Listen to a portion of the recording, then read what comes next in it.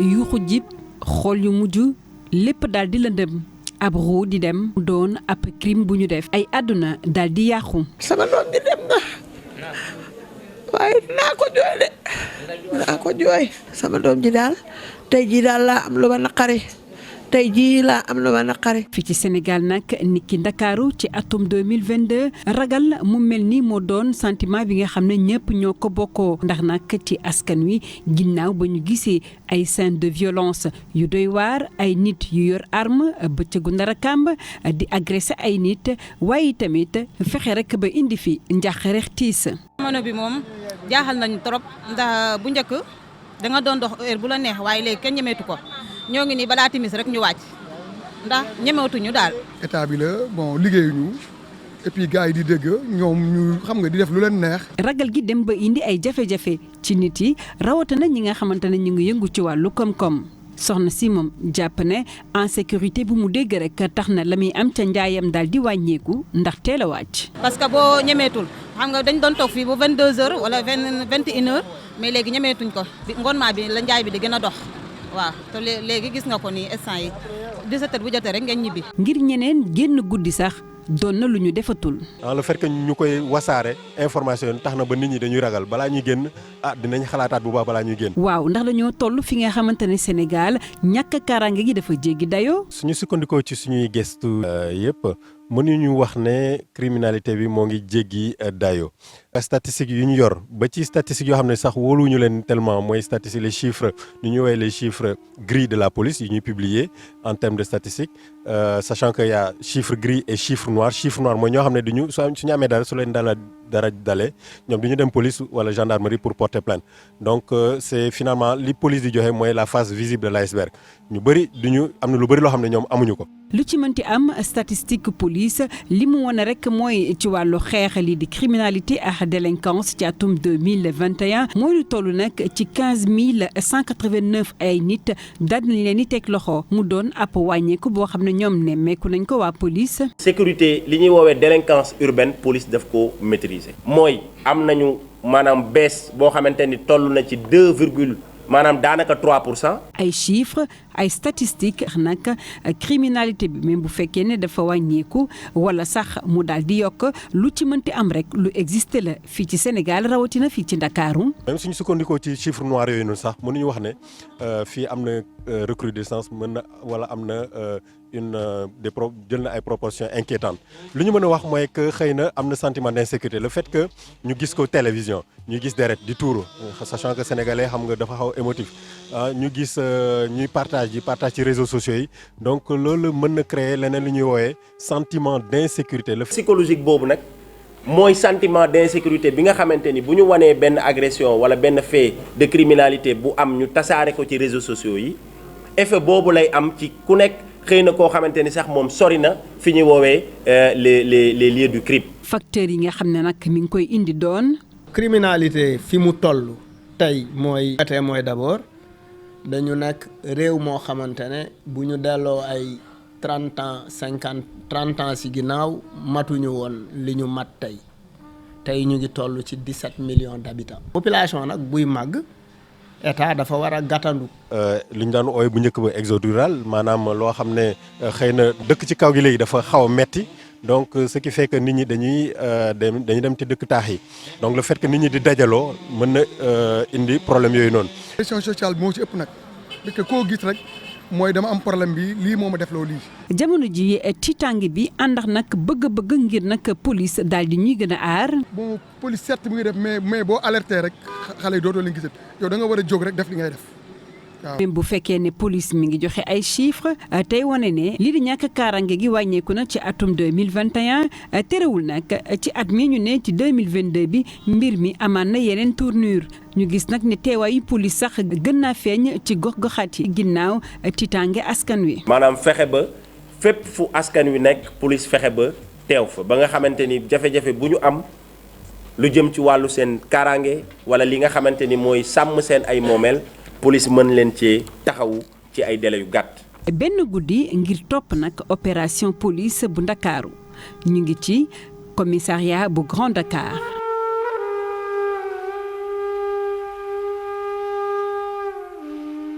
fii nag opération bu mag la ñuy waajal. opération de sécurisation bu ñu war a dérouler tout à l'heure donc service régional de sécurité publique moo élaboré benn programme boo xamante ni moom la ñu war a dérouler tout au long du mois de juin. opération bi day concerner ñaari pàcc donc premier pàcc bi donc dañuy ay éléments yi nga xamante ni dañuy sol tenue taxaw ci diggi mbedd yi artères yu mag yi di pour que des éléments en tenue yuy xool ñiy dawal oto yi ndax pièces yi ñu yor valable na wala valable mais également duñ ci yam tey dañuy xool ñi dugg ci biir oto yi ñan lañ. mais ñaareelu pàcc bi am na ay éléments yi nga xamante ni ñoom seen liggéey ci suuf lañ koy def éléments yi la yi nga xamante ni tenue civile la ñuy sol moom la ñuy wax élément beer ñoom également dañuy impliqué wu ci opération bi donc éléments yooyu donc danañ dugg ci ruq yeeg ruqaat yi xool lépp la nga xamante ni lu nekkul en règle par rapport à la loi pénale donc interpeller les délinquants yóbbu leen ci yoon bu ko laajee. Voilà, le top est donné pour une opération de grande envergure dina nekk nag ci zone yu bari Parcelles Assainies Grand Yoff HLM ak i nag zone yi nekk fii ci Dakar li ñu leen wax mooy leen na ngeen liggéey lépp ngeen teg ko ci li leen yoon may ni ngeen liggéey bu mu am incident parce que ñàkk incident bi day tax résultat yi doon résultat lu yoo xamante ne dina reluisant ndax bu amee incident rek résultat yi mën na yàqu kon loolu lañ leen yëpp ñoom ñi ngir nag ñu def liggéey bu mucc ayib ngir Sénégal yi kontaan ci ñoom ngir état bi kontaan ci ñoom kon ñu ngi noonu le top est donné ñoom ñi ngi dem sur le terrain ngir daal di def nag opération de grande envergure ni ngeen ko gisee oto yi dinañ ko xool coin recoin yi dinañ ko xool biir oto yi tamit dinañ ko xool kon mi ngi noonu dañ ci ànd ak Papis Bodian ànd ci Sekken aussi ñu jaar noonu rek daal di topp li nga xamante ne nag moom mooy opération bi ñu nar a mëne tey jile kon acca ñu ngi ciy dem ànd ci nag sunu équipe.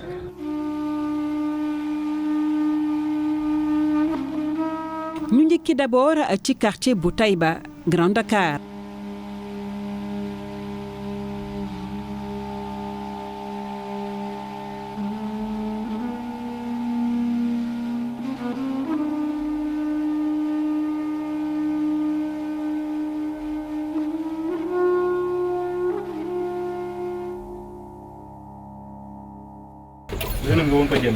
waaw loolu problème. c'est bon mën nañu dem. kooku la. même yii nii dañ fiy miiner ay produits.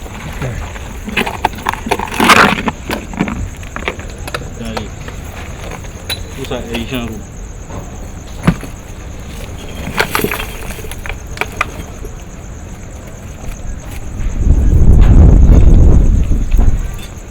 Boy. moto bi xam naa. Boy kan moom moto bi. waaw bii la ñu waroon a yoroon. moom d'accord. boy. boy dañu wuy. Koros.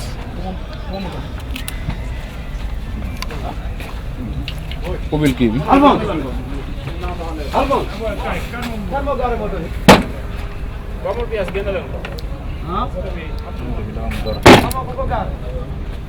ginnaaw Taïba Grand Dakar ñu dem nag fu sorewul noonu ci alentour yi.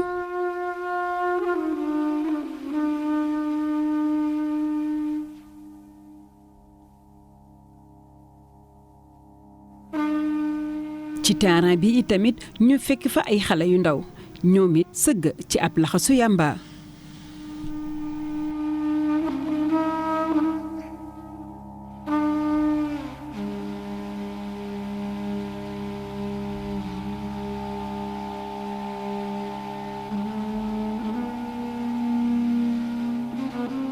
yenn ndaw ñu daal di leen di teg loxo.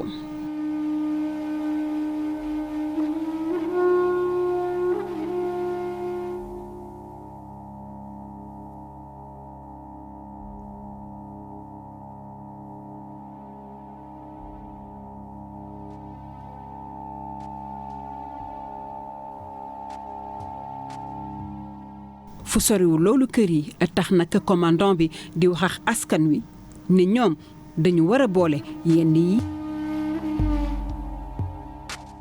Et le courage pour partenaire dire arrêtez de fumer ici fii duñ fi tux yamba mais chaque fois vous attendez pour dire que police ñoo koy liggéey wala gendarmerie ñoo koy liggéey police wala gendarmerie mënuñ liggéey yëpp sans askan bi yéen yéen a fi dëkk defar leen seen koñ bi.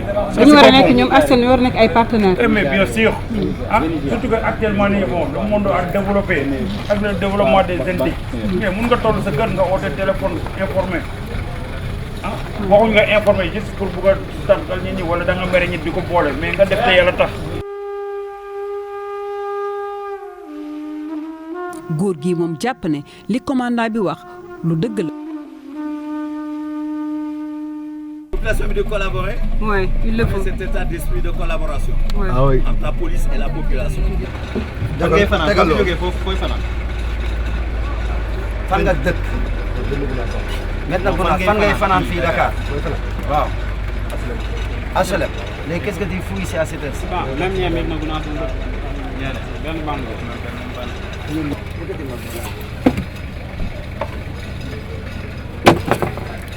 booy pratiquement ñoom ñëpp Medina Gounass am bu del bàyyi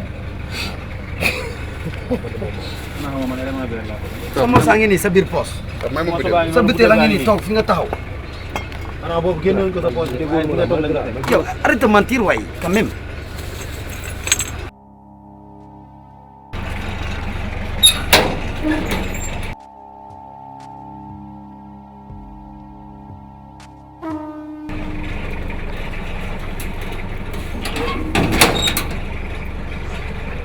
c'est bon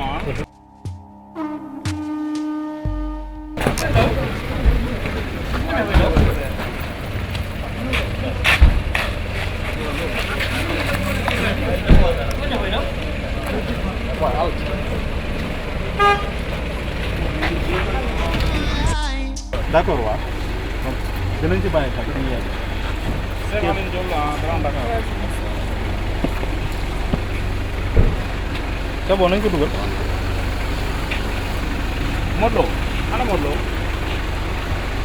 Modou Lo Modou Lo. poursuit toujours gis nga fii moom dañ fi dajeex ñaari xale yoo xam ne par malchance la ñu dajeex ñoom non seulement dañu jaar fi nga xam ne waruñu foo jaar ñu fekk leen aussi chanvre indien ci seen oto mi ngi nii loolu la moom lañ fekk foofu voilà par hasard la. par hasard la dañoo utiliser sens interdit. sens interdit donc bi ñu leen di contrôler au moment du fouille si lañ trouvé que ils avaient avec eux ils détenaient du chanvre indien. Oui. donc dañ leen di interpeller immédiatement en même temps pour circulation à sens interdit et détention. arrondissement Grand Dakar bi yëpp ñu daal di koy seet.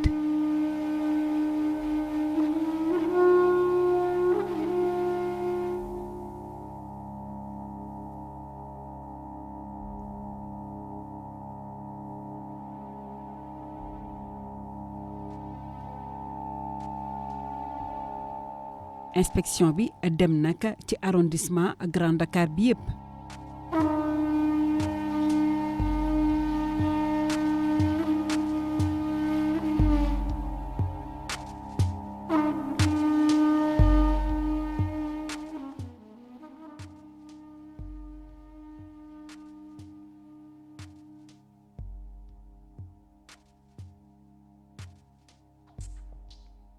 habituellement dañuy dugg ci zone yi di leen fekk ci fii donc kuñ ci fekk d'habitude day am ay course poursuite gis ngeen di yëpp day am des courses poursuite donc ñu ci mën a interpeller ñu interpeller leen d'habitude c'est des gens qui détiennent des armes parce que ci acte Massalikul Jinaan bi foofu la ñu yor di dogaale ay doomu aadama di def ay actes de criminel donc moom moo tax habituellement ñuy dugg ci zone yi quoi. ginnaaw nag liggéey bi nga xam ne commissaire Fall ak naataangoom def nañu ko résultat opération sécurisation ci bés boobule ba 5 heures du matin jotee ak lu teg rek lu toll nag ci juróom-benni fukk ak juróom-ñetti nit ñu daal di leen di teg loxo lu ci ëpp nag doon ngir vérification d'identité juróom-ñeent ya mbirum mandi ci voie publique juróom-ñaar yu ñu fekk ñuy jëfandikoo lii di yamba juróom yi nga xam ne dañ leen fekk ñu yor lii di yamba ñaar yoo xam ne itamit téye nañ leen ngir enquête ñeneen ña ndax dañu yor ay gaz ay oto ak i moto yi tamit ñu daal di leen di teg loxo tali yi yenn oto yi tamit ñu leen di arrêté. ci opération yi li ñu ci mën a nemmeeku mooy li yokk lii di criminalité bi ak délinquance bi bokk na ci kër yi nga xam ne dañ ko daal di abandonné ñàkk éclairage oto yi yàqu yi kër yi nga xamante ne ñu ngi koy tabax te yeggul ak yeneen i facteurs yi nga xamante ne criminologue bi wax na ko. sinébar bi di circuler loolu mën na indi nekk na facteur favorisant le fait que tamit ba ci internet bi sax muy joxe ay manuel ñu ciy gis ay manuel noo xam ne noonu li ngay def ba bu atteindre le crime li ñu woowee le crime parfait. film yi yoo xam ne dañuy générer violence xëy na suñuy sociétés yi tàmmuñu woon loolu mais donc loolu tamit ay facteurs aggravants la moo tax ba mbir mi xëy na donc mu xaw a toll ni mu toll tey. police nag di daal di dalal xel yi. liggéey bu am solo police mu ngi koy def ci wàllu sàmm seen kaaraange mais sàmmaale également seen ay moomeel ci kaw. fu ngeen romb ci mbedd yi daanaka di ngeen fa gis ay alkaati loolu nag day nekk rek li nga xamante ni mënees na ko gis wala mënees na ci teg loxo ndax jàpp naa ne ñi solul tenue ñoo ëpp ñi sol tenue. li nga xamante ne moo jëm ci wàllu réussite yenn saay muy indi yenn crime yi.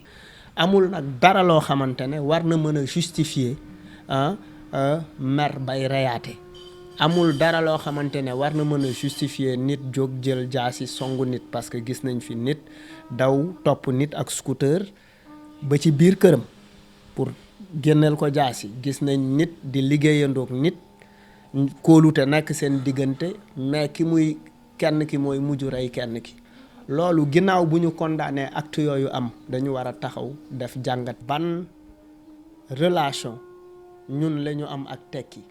bu fekkoon ne at yu ñu passé criminalité yi doon am dafa doon jublu ci wàllu profit maanaam bëgg dara tax nga def ko jamono ji nag beneen na ci dolleeku mooy crime de comportement bi nga xam ne jamono ji sax dafa mujjee bari. crime économique yooyu noonu bu njëkk ba ñoo ngi ko doon wax xëy na li ci bees mooy le fait que lu am rek dañ koy yëg. waaye li ñu mën a nemmeeku mooy que ne finalement ñi def ko tu ñaawteef yi ñooyu noonu duñu ñoo xam ne xamuñu leen. du nekkuñu dans le grand banditisme loo xam ne dañ koy waajal dañ koy préparer dañ koy préméditer déedéet lii nii jabar ji la wala jëkkër ji la rakk ji wala mag ji la dëkkandoo yi la donc finalement. am na ñoo xamante ni dañuy leen di tuddee agression mais en réalité violence domestique mais day jafe ngir police régler loolu. Malal jàpp ne am na yeneen i xeetu délinquance yoo xam ne am na ci réew mi. parce que délinquance souvent buñ koy wax rek nit ñi dañuy jóg ne woy non waa banlieue bi. mais délinquant yu mag yi ñan la mooy ñi nga xamante ne ñu ngi leen di dénk koomu réew mi ñu sàcc ko takk ci ay jabar dem ci ay Dubaï dem ci ay Maroc et cetera. imaginel dëkk bu mel ni nga gis ministre bu yot 8 oto. waaw wala nga fekk ci kër ki nga xamante ne du sax ministre nga fekk mu ne sàcc nañ këram 800 millions. ki ñu sàcc këram 800 millions yoon daf ko war a seeti. 800 millions dans un pays normal ñu fekk sama kër 800 millions. loolu war na mën a jeex si gox bi affaire jaayante doole affaire bu mag bu war na fay jeex askan bi fi dëkk bi jëm portable. ma ñëw tekki ci dëkk bi ñu defal dëkk bi ko gën. ñu dem ngir dajeex benn association ànd gore bokk jaar-jaar ñii nag mosuñoo bëgg wane seen bopp wala sax ñuy wax fa ñu jaar. waaye tey ñu jàpp ne dafa jot. loo xam ne nii tey ñun ànd gore bokk jaar-jaar ñun dañu am jaar-jaar àdduna de nëbbuñu ko nee man booy tout temps ki yéen man fi may jaar jaaru leen fa li may def du ma ko def. groupe bi taw mi association ànd gore bokk jaar-jaar li ñu def si àdduna kenn dootu ko defati mais tey ñoom ñoo mën a wéer lépp tey di taxaw pour liggéeyal seen gox. ñoom bokk ci ñi nga xamante ne seen ndaw jot nañoo def loo xam ne ni ki tey jii rëccu nañ ko loolee sax daal di leen yóbbu prison ay ati at. ñii 10 ans.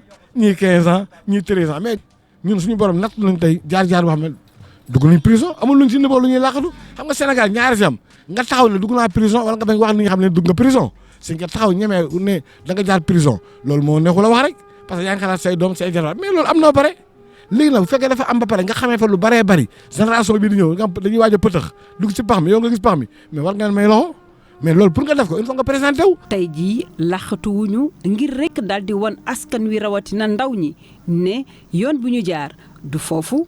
parce que ay ndaw bu ngeen nekk dafa am lu war a leer seen bopp. ndaw yi nag li ma leen di yóbbante wax bi yéen a ko moom nag agression du liggéey agression du métier bàyyi leen ko. te yamuñu si mais violence bi yamu si agression portable mais li këf di rey amul benn loi bu ko nangu benn diine nangu ko. seen morom yi nekk prison ba tey ñu tëj leen 20 ans 15 ans. li ngeen def ni loolu lañ def ñoom. te su ma moytuwul lan daal ñee da leen dal man li ma leen digal mooy lépp loo leen def si agression violence kenn bàyyi ko. lépp nag ci tout tànk yi lay commencé. première violence mooy 13 ans 14 ans buy dawal fas. 13 ans 14 ans dafa war a dawal fas wala dafa war a ja. tey 13 ans 14 ans buy dawal fas la ma leen waxoon rek amul lu mu siy gagné lu mu siy perte rek moo si am. te saret bi nga nekk noonu yow amoon na si gagné parce que leen da nga si gagné muy da ngay teel a gens di nga dëgër bopp te di nga nekk nit ku violent. taalibe yi nga xam ne tey ñoo doy dox ba minuit si mbedd bi ana seen i sëriñ ana seen i daara ñooñu lañu bëgg a delloo si daara yi tout tànk yi nekk si mbedd yi nekk si garage super yi tey ñoo nekk si garage super yi ñooñu lañu bëgg a jël delloo leen seen biir kër yi sa mbedd mi li si am dafa doy waar. violence moom toujours foofu lay tàmbalee. ñenn ñi jàpp ne ñàkk liggéey gi tax tey ji ndaw ñi di def violence. boo xëyee wàcc sonn di nga tal dem di agressé. boo tëddee lan ngay xalaat yeewu suba xëy dem liggéey booy yi bu ñu amoon poste yu ñu leen di teg wala xoola kuy jàng ba réussir da nga fiy gis booy bu jàng ba yéey ay këyitam xoolal day jàng bi zéro lay mujjee. waaye nag loolu du ab justification. tey nangu lu ma ndaw bu naan damaa xiif moo tax may sàcc nangu ma loolu. comme waajooyu li wax ki ray waaj noonu ñoo ko mën a doon ngénte loolu du lay. beneen mbir bu ñuy woo ndaw ñi mooy ñi bañ a topp politiciens yi di ci jaaree di def ab violence. man mënu ma conserver état bi ñoom violence si ñoom la njëkkee man mënu ma conserver yow nga ne ministre nga wala député nga ngay dem di defi marche wala ngay dem di defi dara yóbbu woo say doom nga yóbbu doomu jàmbur ñu fay dee. ñu sacrifier ay doomu jàmbur waa Sénégal yéen laay waxal dama bëgg ngeen yeewu bu baax gis nga politiciens yi bu leen kenn topp bay lor seen bopp. ñi ngi artu ndaw ñi di leen wax fa ñu war a jaar. ki nga xamee ni tey ñoo nekk si mbedd mi di def violence ñu ne ñoom xamante nañ xam nañ violence fu muy jógee xam nañ lu koy andi ñun liggéey nañ si baax ba am na ndaw yoo xam ne ñun ñoo leen dimbali tey ba tey ñu nekk ñu dem xëy di liggéey mais Sénégal mooy li ma la wax boo génnee prison boo ñëwee rek waa koñ bi dañ lay courant. waaye tamit di ñaawlu la ñu jàppee justice à deux vitesses. ndax ñun dañoo jaar ci nattu ci biir nattu bi nag ñi ciy tooñ lu néew lañ. justice da ngay ñëw am branlon ñu jàppale ak drogue ay malien wala ay nigérien drogue diir bi nga xam ne àdduna yëpp moom la ñuy tere ñu jàpp la nga ñëw ñu tëj la nga def ci kaso bi 2 ans ñu bàyyi la doomu jàmbur nit jël ko yàpp oto def ci yàmbaa xamul nu mu demee ab chauffeur la luye ko ñëw ñu jàpp ko kële daw ñu jàpp ko moom tëj ko 10 ans léegi kon ana àdduna.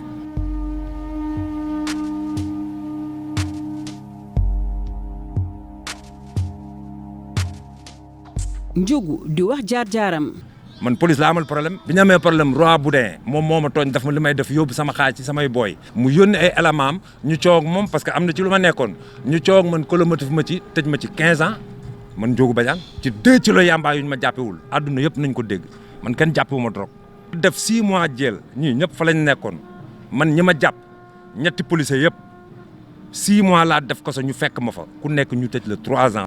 malgré nag seen jaar-jaar ñoom dañu taxaw temm ne nag il faut que ñu dugal seen loxo xeex ngir li leen dal bañ a dal seen i doom ni ki seen jarbaat. te nattu yi li ko gën a waral manque d'emploi la manque d'emploi boobu noonu nag foog que état di collaborer ak jeunesse bi foog yenn liggéey yenn appel d'offre yi ñuy jox gars yi ñu koy gagné foog loolu ñoom ñuy jël seen sénégalais yi di leen liggéeyloo. mën a réinsérer jeunesse bi. parce que réinsertion sociale ñun lañ gis ne amu fi fii boo génnee bu dul da nga am ay waajur ñu mën la indiwaat sa famille bañ la daw mën la indiwaat jàppale la bu dul loolu mën nga delluwaat ca la nga nekkoon. œuvre yi dem nañ ci kaso yi dem nañ camp pénal Koutal dem nañu camp pénal Liberté 6 jaaraale si quartier femme bi. am nañu occasion waxtaan ak booy yi su mel ni Forbe même yenn prison yi sax bu ñu demee dañuy génneel yenn góor yàlla yi. ñu toog ak ñoom waxtaan ñun nag tey dañoo toll ci beneen étape tey suñu àdduna moo tax tey ñu bëgg waa Sénégal bàyyiwaat xel nii ñii nii kat amoon nañu jaar-jaar waaye am na lu bëri loo xamante ni weesu nañ ko am na tamit foo xamante ni tey fa lañ bëgg a yóbbu suñu Sénégal. ndax tey kiy sàcc ji téléphone bu 10 000 francs bu amee benn salaire si mairie bi dina jàpp si environnement dëkk bi mais da ngay dugg benn kër benn salarié lay am.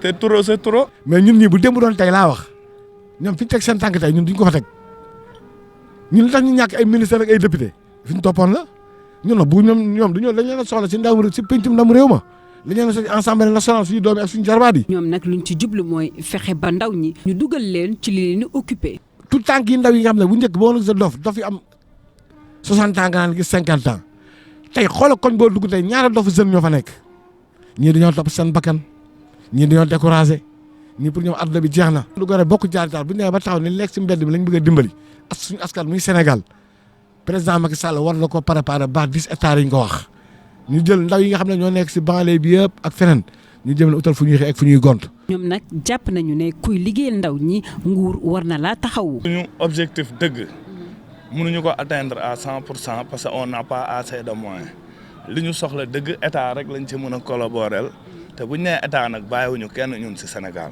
mu jàppandu mu ngi wax gars yi ñi ngi am ay commerçant bu ñu def léegi nag bu ñu nekkee chaque weer am lu ñu dajale bu ñu dajalee gis xale yu ndaw yi di waxtaan ak ñoom et puis dem ay forbe di waxtaan ak ñoom bu ñu demee Koutal dem ba si yoon oto bi soog depuis boobu léegi vraiment soog bi métti na lool depuis koor ba léegi ñu ngi si faj gars yi ngi dajale seen xaalis 1 million ñu nekk diaspora Europe am ñu si nekk di envoyé xaalis kenn kees bi dam ne ba këpp kees bi si moor ko feebar gi kon war nañu mën a jàppale gars yaa ngi jàppale ñu ngi ñaan yàlla ku mel ne Marème Faye Sall Macky Sall jàppale ñu tey nit bu nekkee kaso nekk 10 ans 15 ans bu génnee dañ ko utal beneen job bi mooy leen hectare bu ñu soxla ñoom mun nañ poulailler mun nañ ginaar mun nañ xar mun nañ lépp tey maa seen trésorier duñu am mën nañu dajale jox ma dencal la rek Marème Faye bu may déglu Macky bu may déglu ñu woo leen lu kut ñoom ay jàmbaar lañu lu ay 1000 personnes am na fu ñu jaar bu métti bàyyi lépp gëm ne àdduna amul solo li may xeex lii ak Macky Sall di ko wax man ñoom laay xeexal sama bopp laay xeexal tey Macky Sall bu gëstoo ñi rek man la gës kon Macky Sall nag gëstul gars yi bu baax ay jàmbaar ñoo fi nekk.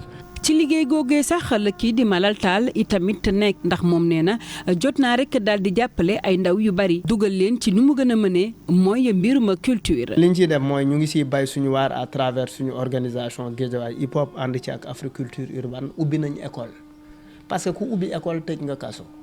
ay jël nga kenn ku naroon taxawaalu ci mbedd mi fat ko. aussi fexe di anticiper jafe-jafe yi di dugg ci kaso yi par exemple di fa amal ay activités pour wax ndaw ñi nañu waajal génn ci li ñu ne. jamono ji fi mbir yi tollu tax na askan wi bëgg fajal seen bopp. commencé am mooy askan wi dafa commencé fayul boppam. te loolu précédent bu doy waar la am na ñeneen ñu ci mën a rax leneen ay histoire règlement de compte personnel. police jàpp na ne nañ leen doyloo bañ a fajal seen bopp. nga xamante ni de temps en temps dañuy jàpp nit am xalaat ni war nañu mën a fajal seen bopp ñu leen di wax ni nañu gën a bàyyi xel gën a doyloo police. ku def naka sudul noonu li nga xamante ni moo jaadu mooy ñu jébbal ko police ngir police def li ci war. mais mënuñu nekk ci dëkk boo xamante ni dëkk bu am ay règle la ñuy jàpp nit di fajal suñu bopp loolu yoon daf koy tere. Fejoor nag di wax li ndaw ñi ndax fi mu jaar tax. jaar fu méttee métti li gën a métti si àdduna mooy nga nekk jaar yàlla natt la nga nekk prison bàyyi sa papa bàyyi sa yaay bàyyi say doom loolu rek dafa métti. mu am message yu fort yu ñuy adressé ñii di population bi rawatina ndaw ñi. ndaw ñi aussi xam ni léegi toog xaar. liggéey ci état xewi na da ngay créer sa liggéeyu bopp waaw dafa am lu ñu war a jiital ci bopp ndaw ñi moom mooy am pas-pas ak bëgg seen réew mooy am taxawaay ci seen réew. bàyyi leen gens bàyyi leen sàcc bàyyi leen jaar yamba bàyyi leen naan sàngara. gëm leen seen bopp ngeen liggéey fii ku fi liggéey gëm yàlla gëm sa bopp barki yonent yàlla Muhammad suñu borom jox la loo suturloo. suñu tout tànk yi nga xam ne ñooy ñëw rêve bi nar a ñëw fi ñu teg seen tànk baaxul. bu ñu yàlla delluwoon tey ñu dellu 30 ans. fi ngeen jaar duñu fa jaar. sensibiliser ndaw ñi ci non violence. amaana rey rek la ñu gis fan yii nii mais reyante bi ci yàqante bi si internet bi nag ah yàqante bi si biir kër yi yàqante bi si biir bureau yi mais trop c'est trop c'est parce que crise de valeur yi la dañoo wàcc suñuy ànd. ñun nag suñu objectif ñun mooy fexe ba nga xamante ne ndaw ñi dañuy toog seen ànd mag ñi delluwaat seen ànd. jamono jii nag nga xam ne askan wi ñu ci bari tiit nañu jàpp ne insécurité bi dafa tar lool fii ci Sénégal police di xamle ne ñaar moo am li nga xam ne mooy agression waaye li nga xamante ne itamit mooy am ci kër yi loolee itamit di gën di bari jamono ji waaye nag lu mu gaaw ñi ko def dañ leen jàpp laata benn fan. même su fekkee ni artu bi ñuy artu am na ci ñu jaar ci yenn ruq ba def naka sudul noonu ci délai bu gàtt police da leen di jàpp jébbal leen yoon. téeméer yu def ñaawteef yu ne ci 2021 police jàpp na juróom-ñeent fukk ak juróom-ñeent. askan wi nag jamono ji lu ñu bëgg rek mooy gis ñi nga xam ne ñooy takk der yi fu ne ngir nag defkatu ñaawteef yi daal di wàññeeku waaye tamit ñu fexe rek ba ndaw ñi ñu utal leen liggéey utal leen formation ndax ñu am ci lu ñu jàpp.